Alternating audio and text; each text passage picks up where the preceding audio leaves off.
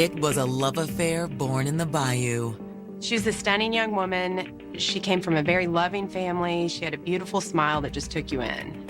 He took one look at her and fell head over heels.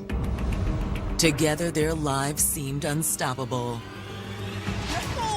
Until a daylight abduction hit them like a hurricane. There's a woman missing. Her family wants to know where she is, and we have got to close in this circle. So when you hear the word kidnapping, everybody's immediately on guard. But as a stunned community holds its breath, a family springs into action. The family pulled out all the stops, four-wheelers, social media, whatever they could use to search for their loved one, they did. As they're speeding on the ATVs toward the home, they hear this screaming. I'm hearing a holler, help, you're killing me, you're killing me. That's when the first shot was fired. There are some times where everything just immediately gets cranked up to 10, and that was this case. Everything happened so fast, nobody knew what was going on inside that house. Shock and confusion definitely was the main thing in that moment.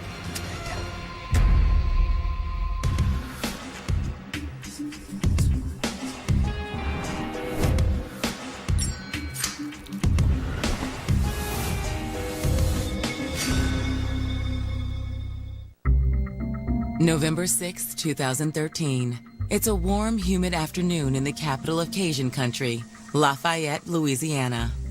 Yeah, Cajun Creole kind of style, we're good for the food, hospitality, and just always having a great time, very friendly.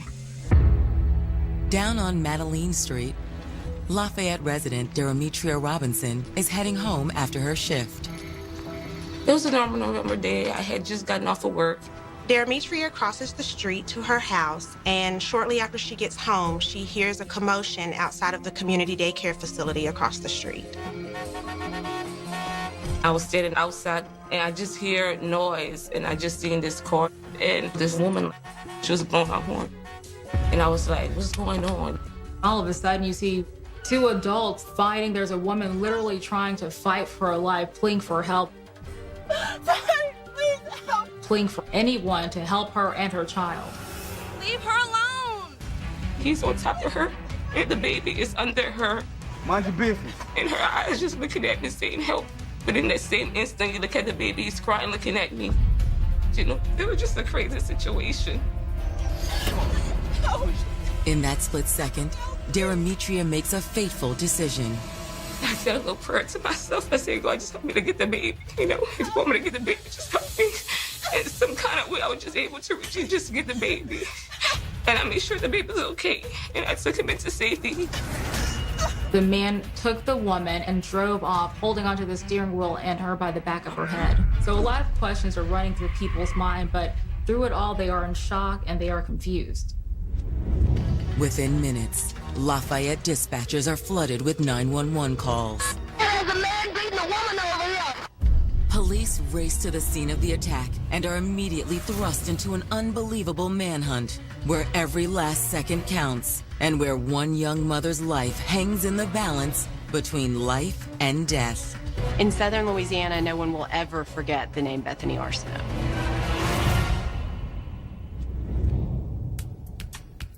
Born in 1983, Bethany Arsenault was raised in Duson, Louisiana, a small farming community on the outskirts of Lafayette. It's country. It's very country, and everybody's related. Everybody's related in the area. Everybody knows everybody.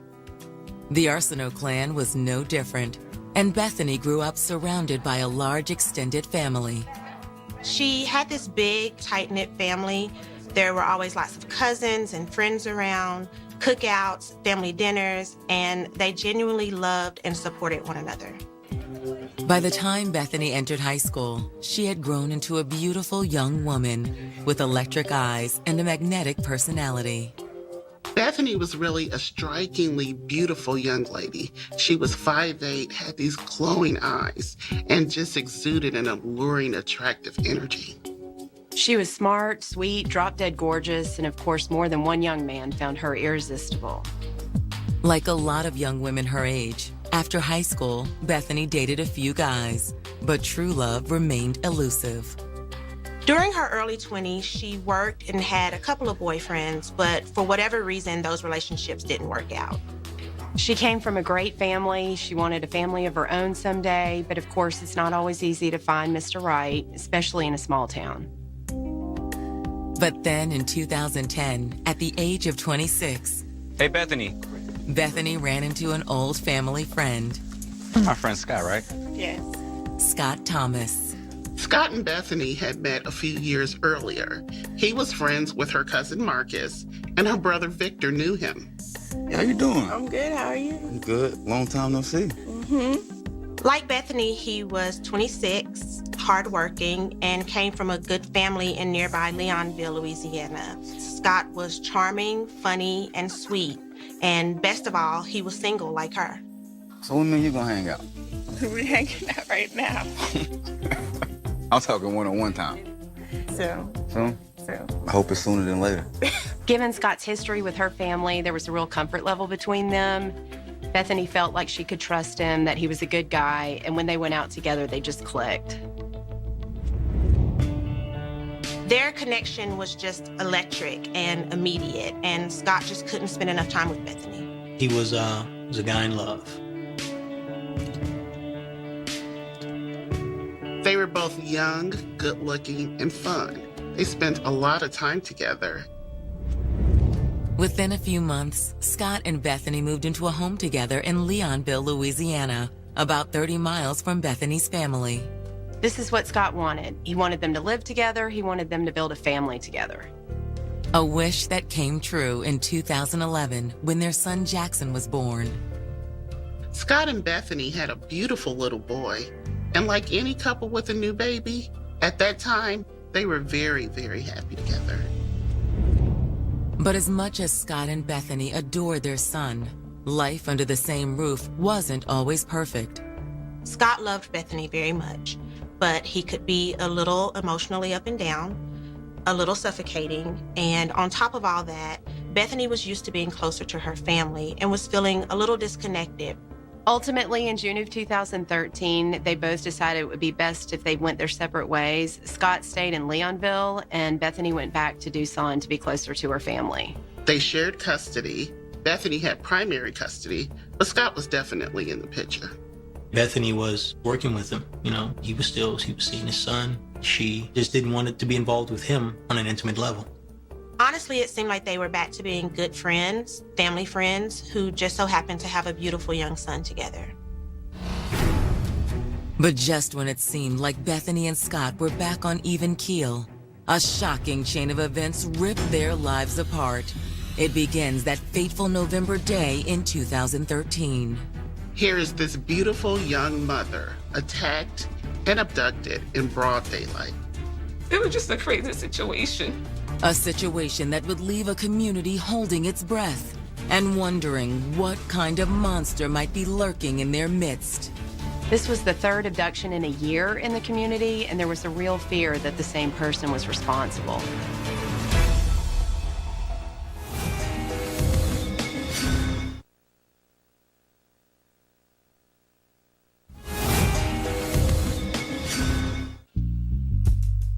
After a mutual breakup with her boyfriend, Scott Thomas, newly single mother Bethany Arsenault was ready and willing to take on the world. She was a beautiful 29-year-old woman. She had an adorable son, and she had her whole life in front of her.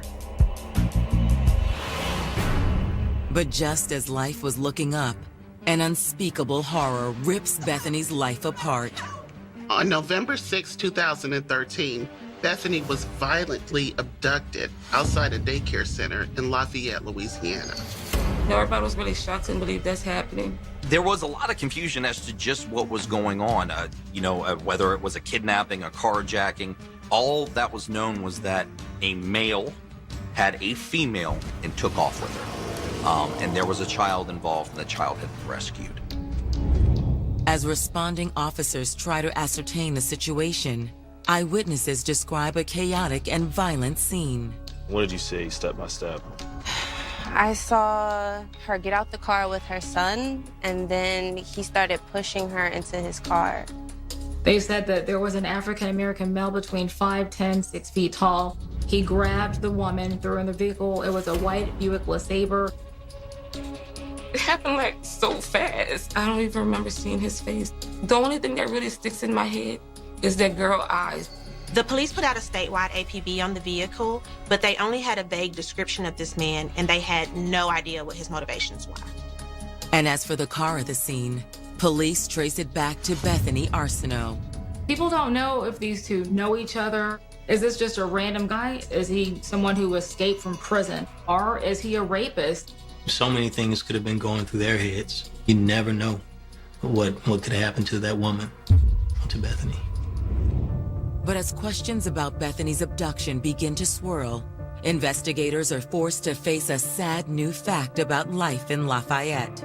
Lafayette is a pretty safe town. Like everywhere, it's got its good areas and its bad areas. But in the last few years, there have been some very upsetting crimes involving young women. Mickey Shunick, a young woman riding her bicycle one night, she was forced into the vehicle. But that was one of the biggest cases here. Unfortunately, she was found in a shallow grave out in the middle of nowhere. The Mickey Shunick case was a case that resonated with a lot of people. So when you hear the word kidnapping, everybody's immediately on guard. And they're thinking, what's the information that we need to know? What do we need to be on the lookout for? But Mickey Shunick wasn't the only young woman to vanish from the area. 16-year-old Keosha Felix also went missing in April of 2012. And Keosha's case has even more parallels with Bethany's. Like Bethany, Keosha was from Tucson, Louisiana. She was also mother of a 1-year-old. She vanished into thin air. The majority believe that she was either kidnapped or held against her will. The answer as to where is Keosha Felix is something that the community as a whole is still asking.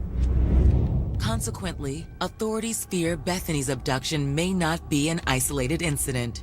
This could be part of a pattern. It could be the work of a serial kidnapper, or even worse, a serial killer. So in this instance, police have information about other missing persons cases in the area. They have details about these cases that the family members don't have that may be relevant to this case. And they have to seriously consider, are these crimes related? I think that's when everybody was alarmed that it really was a scary situation. As the search for Bethany intensifies, news of her abduction rolls across the local airwaves. Our thought was, here's a missing person, here's a family that needs help. Let's get them the help they need. It just made you wonder what was going on. And after I found out there was a little boy involved, it was just the sense of having a little boy of my own. What's gonna happen to him now? Is his mom gonna be found? What's gonna happen? And then that's when it takes on a different aspect. As fear spreads through the community, detectives reach out to the Arsenault family to inform them that Bethany has been abducted. Their loved one was missing and they had no earthly idea where she was. When you have a very close member of your family that's in that type of imminent danger, you want to do what you have to do to find her. They were going to do everything in their power to find her, one way or the other. In a community where blood is thicker than water, there's hope that Bethany's family will be able to find her. But with a trio of young women now missing, would their efforts be too little, too late? I just thought in my mind that she was dead.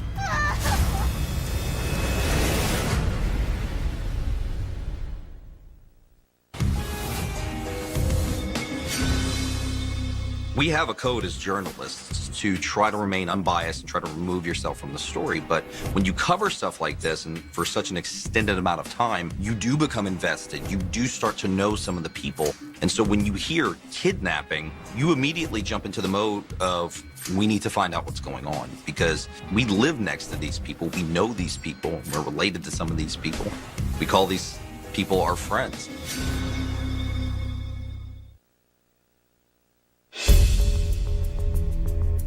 29-year-old Louisiana mom Bethany Arsenault hasn't been seen in the past couple of hours since an unknown assailant forced her into his car outside a daycare in Lafayette, Louisiana. And with 2 other local women missing and presumed dead, everyone in this quiet town is beginning to fear the worst. Everyone's extremely worried about Bethany. This is a very public kidnapping, a very violent event, and no one knows where Bethany is, who did it, or even if she's still alive. If it is a kidnapping, there are two people involved. There's the kidnapper and then there's the victim. The sooner you can find out what's going on, the sooner you can close in that circle. With the clock ticking, Bethany's family hits the streets in search of their missing loved one. She came from a large, loving family. I mean, you know, the number of people out there searching for her, you know, not giving up hope. They knew that also she was a fighter and wouldn't give up. Hello? Hi. This is my cousin Bethany. She's been missing since yesterday. Have you seen her? No, I haven't. I know y'all from around here, though. Such a good family. Let me know if there's anything I can do to help. Thanks. It was a large-scale effort. You did have Lafayette Police, and you also had the Lafayette Parish Sheriff's Office searching for her. And then the family was really doing a full-scale search. The family is doing everything that they can. You know, we've had it in the paper. It's been on television. The police have put out alerts. So it's a community effort. While Bethany's family goes door to door, investigators are still looking into the possibility that her case could be connected to the disappearances of Mickey Shunick and Kiosha Felix. Like Bethany, these were two attractive women who just up and disappeared. So is it possible that the same person could be responsible for all three crimes? But when investigators search for similarities between Bethany's disappearance and that of Mickey Shunick, they quickly hit a dead end. Right away, they can eliminate any connection between Bethany's case and that of 21-year-old Mickey Shunick because a registered sex offender had been arrested and charged with Mickey's death. And at the time of Bethany's disappearance, he was behind bars. However, Kiosha Felix's case isn't so cut and dry. The answer as to where is Kiosha Felix is something that we and the journalistic community and the community as a whole is still asking. She just disappeared into thin air. Law enforcement probably wouldn't want to call it a cold case because I'm sure they're doing everything that they can, but the dozens of times that I checked up with law enforcement about it, there have been no leads. While it's possible the individual who kidnapped Kiosha also abducted Bethany, there are some glaring differences between the perp's MO in each case. Kiosha basically vanished into thin air. No one had seen her alleged kidnapping. It was the opposite of Bethany's abduction. This was brazen in every sense of the word, not only because of the time of day, but with certain kidnappings, things are planned out. There is thought that has gone into it. This just seemed like either someone had snapped or someone had had enough. But just who in Lafayette would want to abduct and perhaps kill Bethany Arsenault? People don't know if these two know each other. Are they friends? Are they lovers? Is this just a random guy and they're trying to figure out what to do? Before investigators have time to zero in on a suspect, officers stumble upon a huge discovery. That looks like that white car they were looking for earlier. On the night of November 6th, just 9 miles from the scene of Bethany's kidnapping, police found an abandoned white Buick LeSabre behind an oil production facility in Tucson. It was a rural area surrounded by woods and sugarcane fields. They immediately search the area and find a woman's shirt on the ground and find additional clothing and blood in the vehicle. I've got a footprint.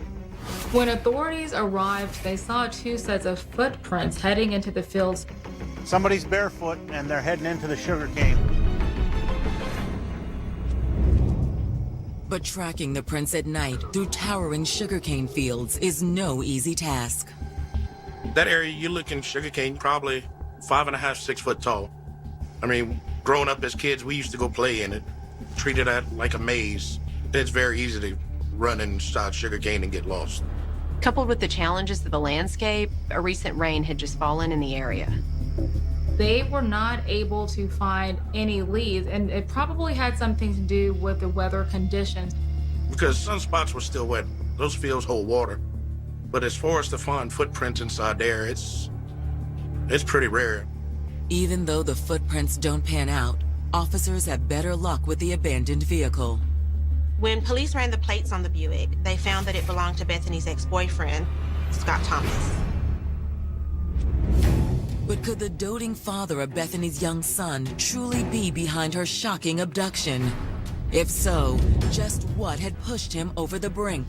As investigators press for answers, an unexpected call is about to reignite a family's fading hope. The family and authorities and volunteers are out searching tirelessly for Bethany. Then all of a sudden, the sister gets a phone call, and it's Bethany.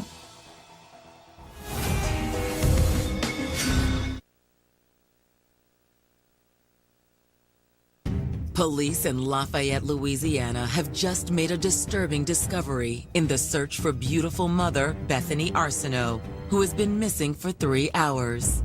Law enforcement found Bethany's ex-boyfriend Scott Thomas's car abandoned in a rural part of Doosan, Louisiana. The vehicle had women's clothing and blood in it.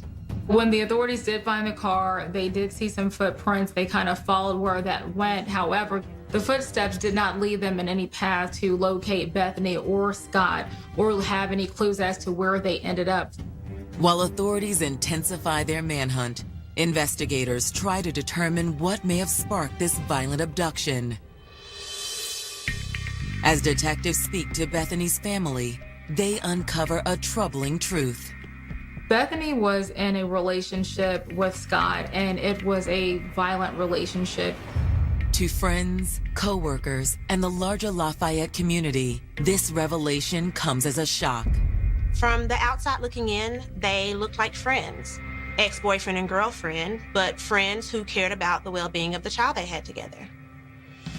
Bethany's cousin Marcus tells detectives he was afraid for her safety. Marcus says that he actually moved in with Bethany because she had received threats from Thomas in the past. So obviously there was some tension there. Like his mood swings would be like quick, fast, in a hurry. It seems like he wasn't a bad guy. I don't think that anyone thought that he would take it to the extremes that he did. Bethany's brother Victor also describes Scott's jealous tendencies to detectives. Like, that's just how he was. Like, he was so, like, he was just insecure, I guess. Like, you know, like, it's just crazy. Just calm down. You think I'm stupid? God, what are you talking about? As soon as I leave, you can go to somebody else. That doesn't even make sense, Scott. You know what? I can't even talk about this. Nah, you ain't going nowhere. Scott! He's becoming more possessive. He was monitoring her every move, and when she wasn't there or where she would normally be, he would be there. He's definitely out to cause her harm. You said you ain't going nowhere. You hear me? He was very abusive and, struck her, threatened to kill her and her child, drug her by her hair. He was, known to have a pattern of violence. And how long did this go on? For more than 2 years, family members say Bethany kept the abuse a secret. But eventually, they began to suspect something was very wrong. She wouldn't go out, ever.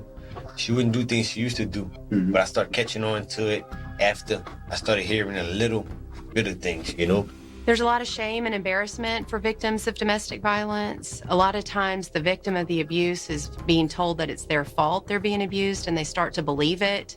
It's a very shameful feeling for them, and it's not uncommon for them to keep it from their loved ones. There was a lot of abuse, and she would leave, come back, leave and come back, and she finally had enough in June, and she reported him to authorities because he threatened to kill her. Fearing for her safety and that of their young child, Bethany moved out of the Leonville house and filed a restraining order against Scott. She told me, I'm really scared because he really is crazy. Bethany moved in with her mother, but she had to return to Scott's house to retrieve some things. When she did, Scott made a scene. Law enforcement was called and Scott was arrested.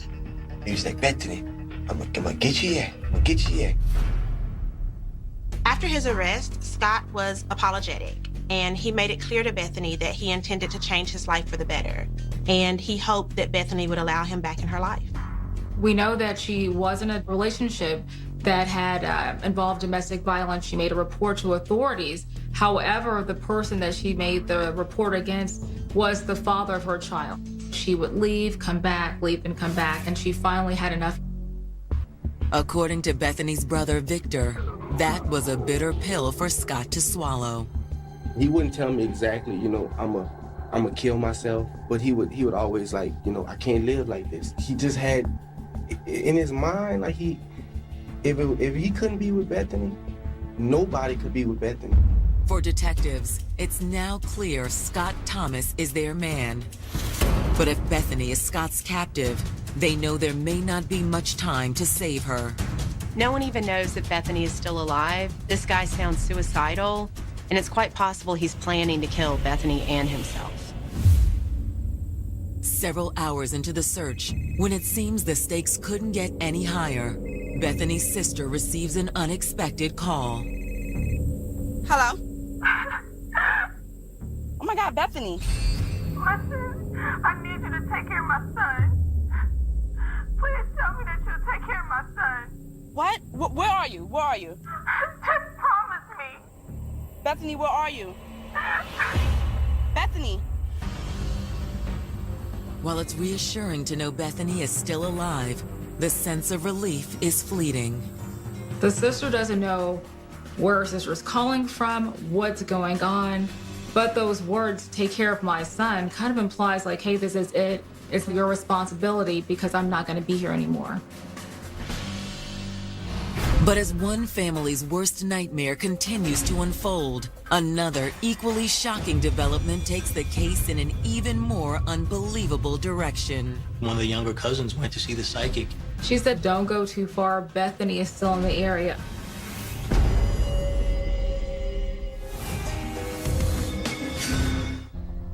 For nearly 24 hours, Bethany Arsenault has been missing in southern Louisiana. A surprise phone call has just revealed that Bethany is still alive, but for how long, no one knows. Bethany was with Scott, and it was a violent relationship. He threatened to kill her, and based on his actions, he definitely intended to do so. Desperate to find Bethany before it's too late, her family and friends step up their already intensive search. They rallied together, and maybe 100 of them were out there searching, on foot, on four-wheelers, combing almost the entire city, almost the entire Lafayette Parish. The tension was very thick. They were just so upset by her disappearance. By the morning of November 8th, exhausted friends, family, and authorities are beginning to wonder if Scott Thomas hasn't already fled Lafayette Parish, having either dragged Bethany with him or left her for dead in the Louisiana Bayou. Authorities, once they found the footsteps, they used multiple things. They used drones, used cadaver dogs, and they were not able to find any lead. But just as their hopes are fading, Bethany's family receives a tip from a most unusual source. One of the younger cousins went to see the psychic, and the reading said that she was in the general area where the car was. The woman told them to look by a body of water. Heeding the psychic's advice, Bethany's family, including Victor and Marcus Arsenault, hightail it back towards the location where Scott's car was found 2 days before. There, they encounter a local resident named Kenneth Alleman. Howdy. What can I do for you, sir? Hey, we're looking for my niece, and we spoke to a psychic, and she said that she was not too far from where her car is, just like right up the way. Said something else about a body of water. They said one of her family members, he believes in psychics real good, and she told him that she was still alive and she was near a body of water. And when he said body of water, the first thing that came into my mind, they have a pond which was about maybe 400 yards from there, which we called Anderson Pond. So we figured that would be the next place that we needed to go. It's a little ways that way. I can show you if you'd like. Yeah, I appreciate that. Right, let's go. But on their way to the pond, the men run into a local farmer. Where y'all headed? Anderson Pond. We're looking for that missing girl. Ow! You guys checked all around these abandoned houses and everything? They said, yes, we searched all the abandoned houses on this road, but we didn't find nothing. And that's when he pointed to the house in the middle of the field and asked them if they had searched there. And they said, no. They said, we didn't even know there was a house there. At first glance, you'd never think that there was a home there. It looks like bunch of trees, bushes, overgrown grass. I guess we'll check that first. It was kind of a weird feeling, almost like something you only see in the movies. We got there and everybody just kind of stopped and looked at each other and like, what are we supposed to do now? What happens now?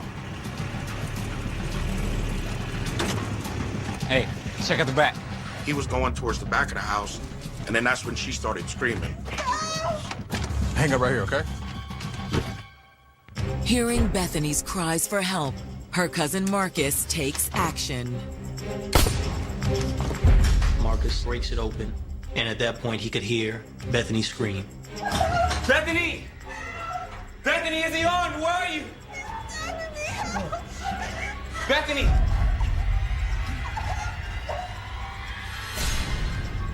He had a knife to her throat and he started, stabbing her, in essence, in the throat and in the head. Scott, stop! Scott, stop! And at that point he opened fire. Marcus!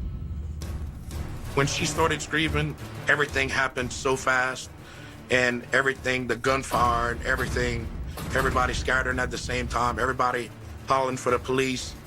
None of us knew what was going on. Nobody knew what was going on inside that house.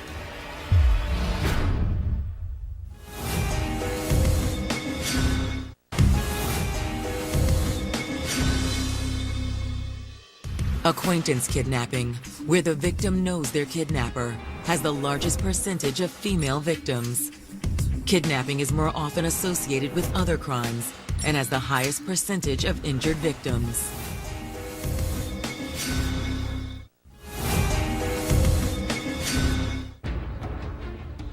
In the morning hours of November 8th, 2013, the search for 29-year-old single mother Bethany Arsenault has come to a head as a hail of gunfire erupts from inside an abandoned farmhouse just outside her hometown of Duson, Louisiana. When we heard the shots, we didn't know where the shooting was coming from. We just know that one of the guys ran towards the back of the house. So we didn't know if there was gunfire between the two or if it was just one single gun. We didn't know what was going on. Though it seems like an eternity, seconds after the shooting stops, a figure emerges from the home. I noticed her cousin come around the corner with her, and everybody just, once we saw that, we just all kind of took a deep breath in. It was bloody.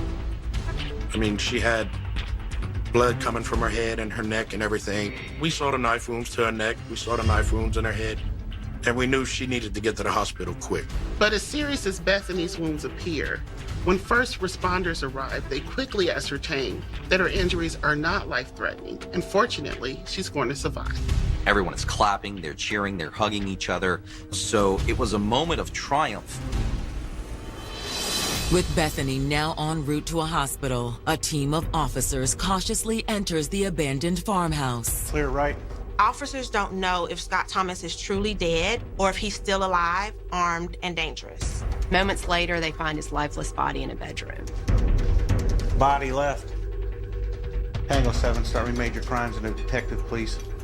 The scene is nothing short of pure carnage. There's blood everywhere. There are bullet casings everywhere. It looks like the shootout at the OK Corral. No pulse. Bethany's cousin, Marcus Arsenault, had in fact shot Scott Thomas 11 times. When Marcus eventually sits down with detectives, he describes why Scott had left him little choice. They kicked down the door, went into the bedroom, and there Scott was on top of Bethany, stabbing her.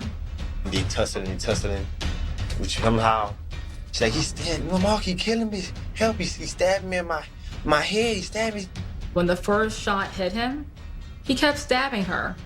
I shot him in the leg, I shot, and I hit him in the ribs. I hit him in the ribs, that's when he dropped the knife.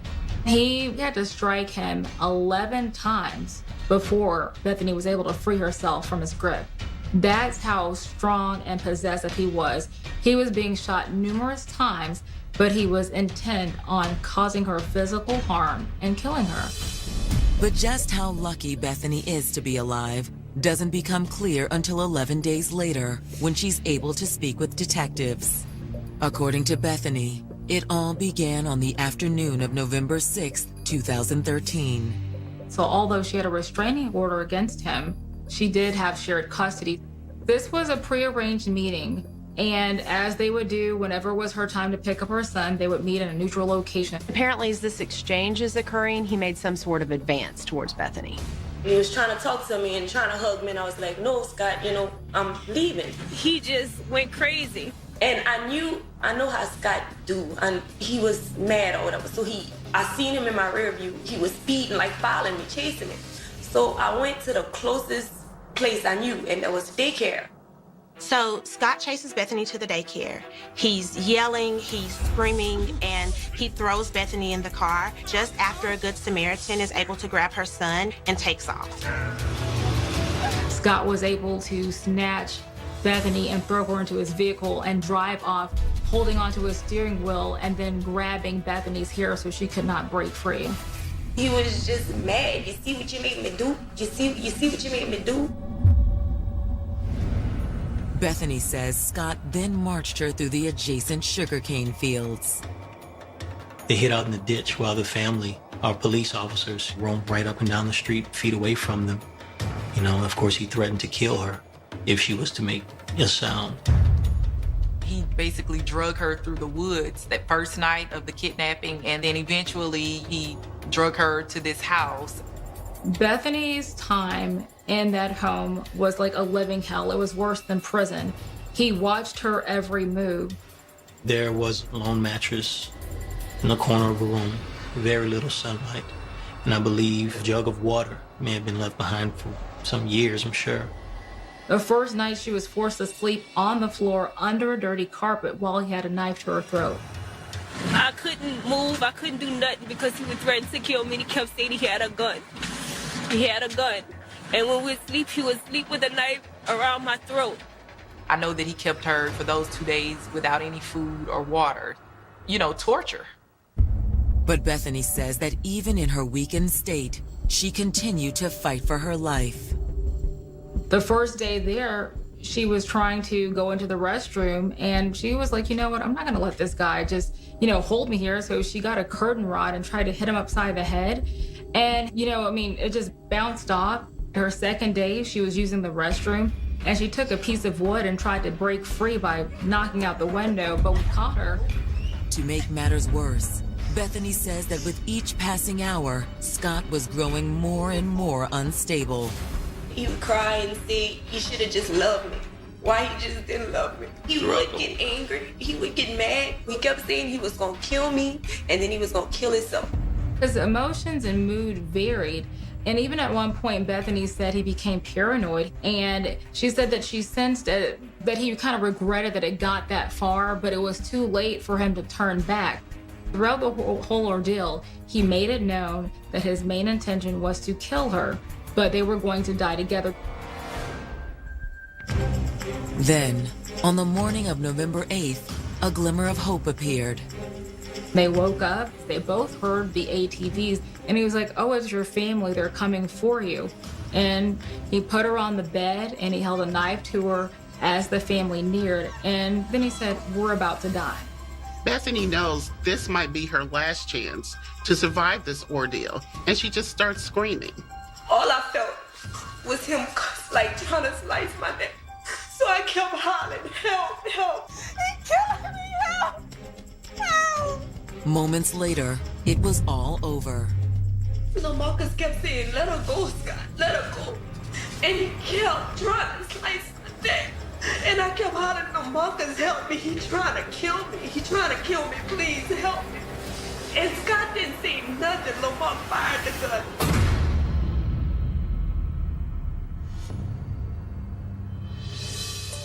Everything had to have fallen into place for this story to end how it did. The fact that from the moment this happened, the family and the community came together and they fought to get her back. She came out bloodied, she came out scarred, but she came out of it. Following Bethany's statement, on April 23, 2014, a Louisiana grand jury formally clears her cousin Marcus of any wrongdoing in the shooting death of Scott Thomas. Everyone thought that Marcus did the right thing. Law enforcement did end up saying that it was a justifiable homicide. And I believe had they not, it would have been public outrage. And though Bethany and her family are still reeling from the terrible aftermath of her violent abduction, everyone knows the final outcome could have been far, far worse. It was just courageous and brave effort by the entire family. I believe that everyone thought that Marcus did the right thing. The fact that she made it out of this and, was saved by her family, reunited with her son, it's just the ultimate story of survival. Scott was hoping that he would die with Bethany. Throughout the whole ordeal, he made it known that his main intention was they were going to die together. It definitely was a case of, if I can't have you, no one will. It wasn't exactly a sigh of relief. They were ecstatic to have Bethany out of harm's way, but they were also apologetic for the Thomas family. This woman, although what she had to go through was gruesome, got out alive. And that isn't an officer carrying her. And that says a lot. The officers were there, but in that image, that's a community and that's a family literally holding each other up.